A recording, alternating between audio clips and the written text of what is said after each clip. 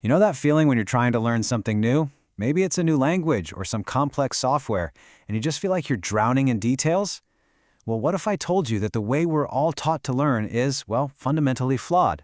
Today, we're going to dive into a really powerful alternative, the fractal mastery model. So this single idea from Albert Tan is really the key to everything we're about to explore. He said, education is not linear, it is granular. Now, that might sound simple, but it completely flips traditional learning on its head. It's asking us to stop thinking about knowledge as this long, winding road, and instead think of it like an image that we can slowly bring into focus. All right, so to really get why this new model is such a game changer, we've got to first talk about the problem it's designed to solve. And it's something I'm pretty sure we've all run into, the linear learning trap. I mean, it goes something like this, right? You pick up a textbook, you start with chapter 1, you push through to chapter 2, then chapter 3, and you're just memorizing all these facts, these formulas, these definitions, but you have absolutely no idea how they all connect or why any of it even matters. You've completely lost the big picture, the why, behind what you're even doing.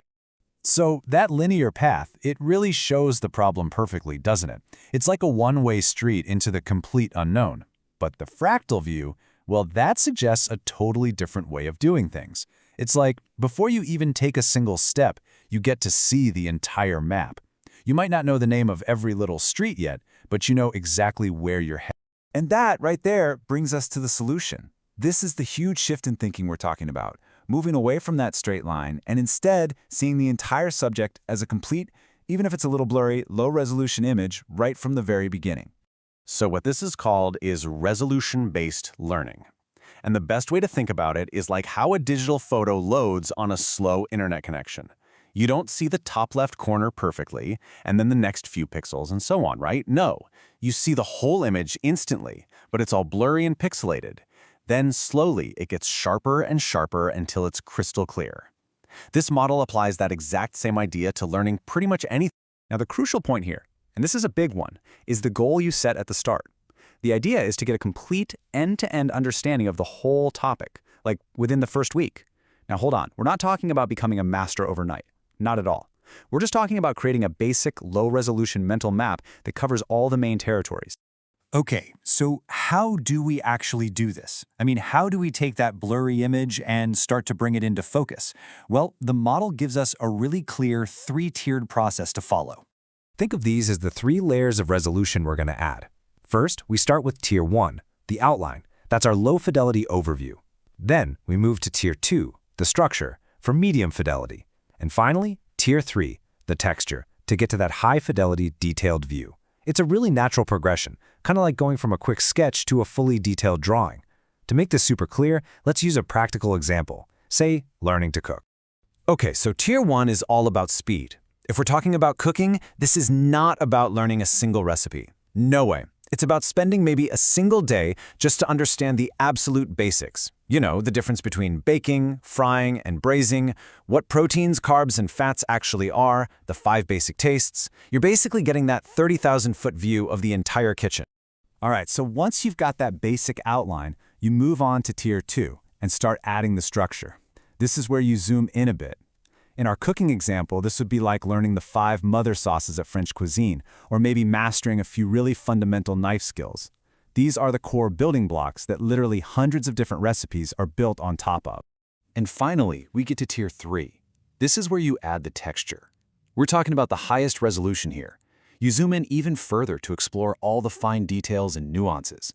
Like, why do certain spices pair so well together? What's the food chemistry behind getting that perfect sear on a steak? Or what are the subtle regional variations of a classic dish? This is where true expertise really starts to take shape. Okay, so this all sounds great in theory, right? But the real magic is why it works so unbelievably well. I mean, this isn't just some clever little trick. It's a method that actually aligns with the very way our brains are wired to make sense of the world. For starters, it mimics how we naturally map out a new place. When you walk into a new room, what do?